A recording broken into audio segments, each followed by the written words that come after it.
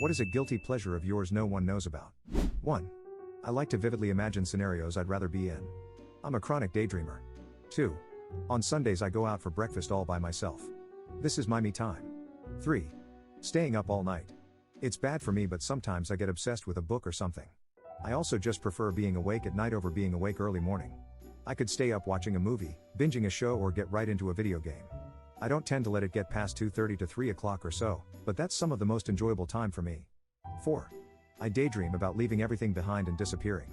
I would live in a camper somewhere out in Wyoming where it's quiet and away from the daily noise that brings me down every day.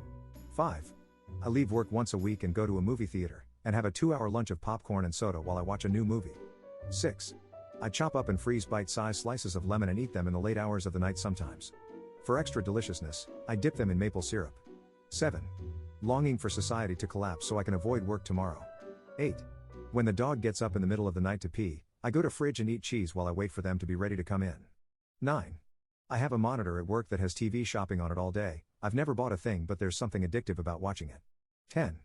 I work IT. I like to disable things and then when they start heading to my desk, re-enable it so that it's magically fixed when they come to see me, every time. 11. Especially when it's cold or there is some major weather event going on, I usually will just lie in bed and think about how nice it is to have my wife and kids safe and secure under one roof. I'm not an actual hardcore prepper, but I do think having food, water and supplies gives me a sense of comfort. 12. Gas station hot dogs. My restaurant was just recently voted #1 in a reasonably large city. We're all honored, it's a great achievement. And I can't say no to freaking gas station dogs. 13. I leave for work earlier than I need to so that I can go to the harbor beforehand for a calming coffee, with the view of the early morning mist rolling across the sea, and the early morning fishing charters leaving for the day. 14.